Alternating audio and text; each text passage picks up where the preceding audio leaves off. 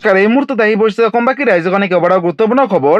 অসমৰ লাখ লাখ ধনী দুখীয়া পৰিয়ালৰ বাবে এটা ডাঙৰ খবৰ। অৰ্থাৎ অহা 10 তাৰিখে অৰুণোদয় আঁচনি 3.0 ৰ জৰিয়তে মহিলাসকলৰ বেংকত সোমাব 3,000 টকা।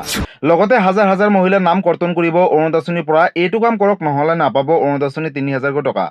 লগতে ৰেচন কাৰ্ড থাকিলে এটা ডাঙৰ খবৰ, কিয়নো ৰেচন কাৰ্ডৰ পৰাও হাজাৰ হাজাৰ লাখ লাখ হিতাধিকাৰীসকলৰ নাম কৰ্তন কৰিব।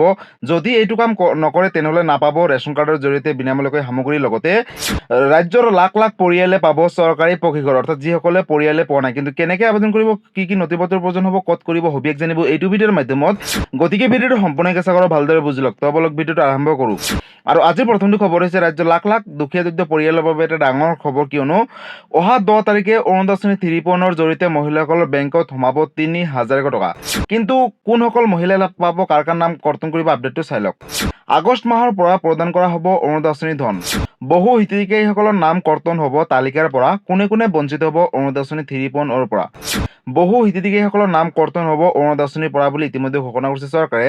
আগষ্ট মাহৰ পৰা পুনৰ বিতৰণ কৰা হ'ব অৰুণোদয় আঁচনিৰ জৰিয়তে টকা। লাখ লাখ অৰুণোদয় আঁচনি হিতাধিকাৰীসকলৰ মহিলাসকলৰ বাবে এটা অতি গুৰুত্বপূৰ্ণ খবৰ, কিয়নো যোগ্য প্ৰত্যেকগৰাকী হিতাধিকাৰীসকলে লাভ কৰিব আগষ্ট মাহৰ 10 তাৰিখে 3,000 টকা পৰ্যন্ত। অযোগ্য মহিলাসকলে বাদ পৰিব অৰুণোদয় আঁচনি 3.0 ৰ ধন লাভৰ পৰা। আগষ্ট মাহৰ পৰা পুনৰ বিতৰণ কৰা হ'ব অৰুণোদয় আঁচনি 3.0 ৰ জৰিয়তে ধন বুলি ঘোষণা কৰিছে মুখ্যমন্ত্ৰীগৰাকীয়ে। ঘৰে ঘৰে যাব চৰকাৰী বিষয়া, অৰ্থাৎ নতুন নিয়মেৰে লাভ কৰিব হিতাধিকাৰীসকলে টকা। হিতাধিকাৰীসকলৰ হ'ব পুনৰীক্ষণ, অৰ্থাৎ যিসকলে যোগ্য হ'ব তেওঁলোকে লাভ কৰিব টকা। সোমাব নতুন হিতাধিকাৰীসকলৰ নাম, অৰ্থাৎ বহু হিতাধিকাৰীসকলৰ নাম কৰ্তন কৰি নতুনকৈও বহু পৰিয়ালে লাভ কৰিব টকা। হিতাধিকাৰীসকলৰ তালিকাত হ'ব ডাঙৰ সাল সলনি বুলিও ঘোষণা কৰিছে। লগতে যোগ হ'ব নতুন নিয়ম, নতুন নিয়মেৰে অৰুণোদয় আঁচনিৰ জৰিয়তে মহিলাসকলৰ বেংকত সোমাব টকা। অৰুণোদয় আঁচনি হিতাধিকাৰীসকলক লৈ চলিব সমীক্ষা বুলি ইতিমধ্যে ঘোষণা কৰিছে মাননীয় মুখ্যমন্ত্ৰীগৰাকীয়ে। হিতাধিকাৰীসকলক ঘৰে ঘৰে গৈ পুনৰ ভেৰিফিকেশ্যন কৰা হ'ব বুলি ঘোষণা কৰিছে ইতিমধ্যে। লগতে আৰ্থিক অৱস্থা উন্নত হোৱা মহিলাসকলৰ নাম কৰ্তন কৰিব অৰুণোদয় আঁচনিৰ পৰা। লগতে অৰুণোদয় আঁচনিৰ পৰা পৰিয়ালৰ সদস্যই চৰকাৰী চাকৰি পালে তেওঁলোকৰ নামসমূহ কৰ্তন কৰিব অৰুণোদয় আঁচনিৰ পৰা। লগতে বাদ পৰি যোৱা দৰিদ্ৰ, বিধৱা, অবিবাহিতা মহিলা আৰু দিব্যাংগক নতুনকৈ অন্তৰ্ভুক্ত কৰিব অৰুণোদয় আঁচনি। লাখ লাখ অৰুণোদয় আঁচনি হিতাধিকাৰী মহিলাসকলৰ বাবে এটা ডাঙৰ খবৰ, কিয়নো অৰুণোদয় আঁচনিৰ হিতাধিকাৰীসকলৰ বাবে জৰুৰী খবৰ, লিংক কৰক বেংক একাউণ্টৰ সৈতে আধাৰ কাৰ্ড, অন্যথা নাপাব অৰুণোদয় আঁচনিৰ জৰিয়তে অহা 10 তাৰিখে 3,000 টকা। গতিকে ৰাজ্যৰ লাখ লাখ দুখীয়া দৰিদ্ৰ আৰু মধ্যবিত্ত পৰিয়ালৰ বাবে এটা ডাঙৰ খবৰ, কিয়নো যদি আপুনি এগৰাকী অৰুণোদয় আঁচনি হিতাধিকাৰী হয় তেনেহ'লে আপোনালোকৰ বাবে এটা অত্যন্ত জৰুৰী খবৰ, কিয়নো হাজাৰ হাজাৰ মহিলাৰ নাম কৰ্তন কৰিব অৰুণোদয় আঁচনিৰ পৰা। যিসকলে আৰ্থিকভাৱে উন্নত হৈছে বা চাৰিচকীয়া বাহন কিনিছে বা অৰুণোদয় আঁচনি পোৱাৰ পিছত কাৰোবাৰ ঘৰত চৰকাৰী চাকৰি পাইছে, তেওঁলোকৰ নামসমূহ কৰ্তন কৰি ৰাজ্যত যিসকল দুখীয়া দৰিদ্ৰ মধ্যবিত্ত পৰিয়াল, অবিবাহিতা বা দিব্যাংগ ব্যক্তি আছে তেওঁলোকক নতুনকৈ অৰুণোদয় আঁচনি 3.0 ত অন্তৰ্ভুক্ত কৰিব। লগতে যিসকল মহিলাই এতিয়ালৈকে বেংকৰ সৈতে আধাৰ কাৰ্ড লিংক কৰা নাই তেওঁলোকক ইতিমধ্যে অসম চৰকাৰে আহ্বান জনাইছে যে আপোনালোকে 10 তাৰিখৰ পূৰ্বে বেংকৰ সৈতে আধাৰ কাৰ্ড লিংক ৰাখক আৰু বেংকৰ KYC আপডেট থাকিলে কৰি লওক, কিয়নো আগষ্ট মাহৰ পৰাই অৰুণোদয় আঁচনি 3.0 ৰ জৰিয়তে মহিলাসকলৰ বেংকত সোমাব টকা। আৰু যদি এইকেইটা কাম নকৰে, অৰ্থাৎ বেংকৰ লগত আধাৰ কাৰ্ড লিংক নাৰাখে আৰু বেংকৰ KYC আপডেট নকৰে, তেনেহ'লে কিন্তু অৰুণোদয় আঁচনিৰ টকাৰ পৰা আপোনালোকে বঞ্চিত হৈ থাকিব। গতিকে পলম নকৰি আপোনালোকে অতি শীঘ্ৰে বেংকৰ লগত আধাৰ কাৰ্ড লিংক ৰাখক আৰু হাজাৰ হাজাৰ মহিলাৰ নাম কৰ্তন কৰিব যিসকলৰ মহিলাৰ ঘৰত চৰকাৰী চাকৰি পাইছে। ইতিমধ্যে আপোনালোকে সকলোৱে গম পালে। গতিকে ৰাজ্যৰ লাখ লাখ অৰুণোদয় আঁচনি হিতাধিকাৰীসকলৰ বাবে এইটো এটা ডাঙৰ আপডেট আছিলে।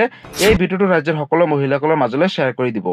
আৰু আজিৰ পৰৱৰ্তী খবৰটো হৈছে ৰাজ্যবাসীৰ বাবে আন এটা ডাঙৰ খবৰ, অৰ্থাৎ ইতিমধ্যে অসমৰ মাননীয় মুখ্যমন্ত্ৰী ডক্টৰ হিমন্ত বিশ্ব শৰ্মাই ঘোষণা কৰিছে যে অসমত যাতে এটাও কেঁচা ঘৰ নাথাকে। যিসকল দুখীয়া দৰিদ্ৰ পৰিয়ালৰ ঘৰত ৰেচন কাৰ্ড আছে তেওঁলোকে লাভ কৰিব চৰকাৰী প্ৰশিক্ষণ। কিন্তু কেনেকৈ আবেদন কৰিব, আপডেটটো চাই লওক। আপুনি চৰকাৰী ঘৰৰ বাবে আবেদন কৰিলেনে? নতুনকৈ 1 কোটি লোকে পাব চৰকাৰী প্ৰশিক্ষণ। অনলাইনতো কৰিব পাৰিব আবেদন। আপুনি চৰকাৰী ঘৰৰ বাবে আবেদন কৰিলেনে? যদি কৰা নাই তেনেহ'লে আপোনালোকৰ বাবে এটা অত্যন্ত সুখবৰ, কিয়নো নতুনকৈ 1 কোটি লোকে লাভ কৰিব চৰকাৰী প্ৰশিক্ষণ। কেনেকৈ কৰিব আবেদন, অনলাইন নে অফলাইন? দুয়োটা মাধ্যমতে কৰিব পাৰিব। আগলৈ চাওক কেনেকৈ কৰিব। 5 বিধ নথিৰে কৰিব পাৰিব চৰকাৰী ঘৰৰ বাবে এতিয়াৰে পৰা আবেদন। আবেদনকাৰীৰ আধাৰ কাৰ্ড লাগিব।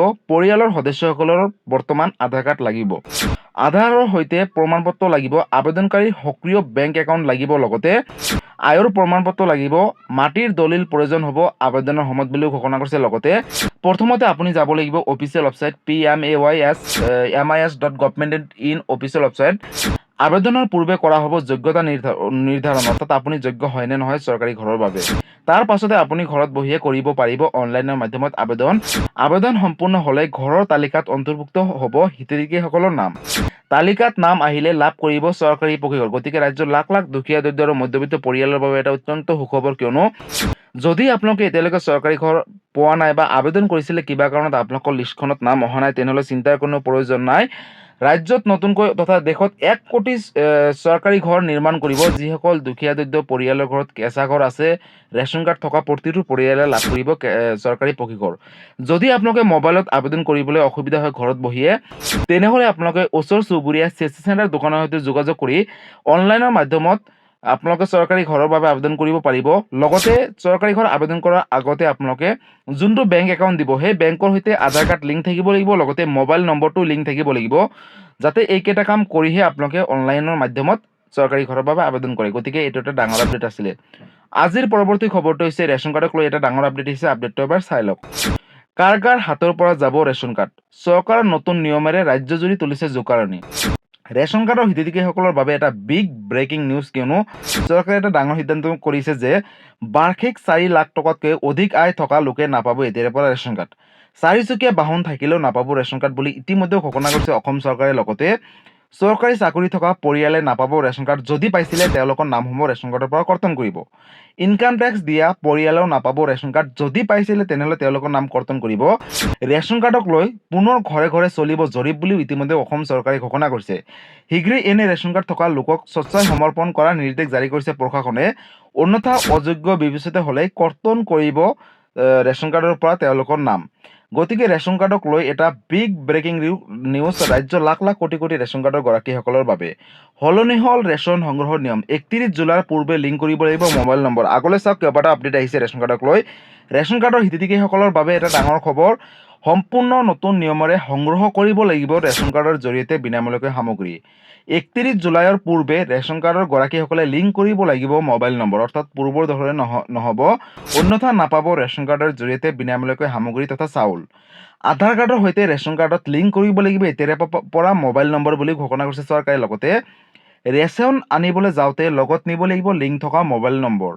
1 নম্বৰত হিতাধিকাৰীসকলে ই-পষ্ট মেচিনত আঙুলি ছাপ, OTP অথবা মুখমণ্ডল ভিত্তিত প্ৰমাণীকৰণ দিব লাগিব।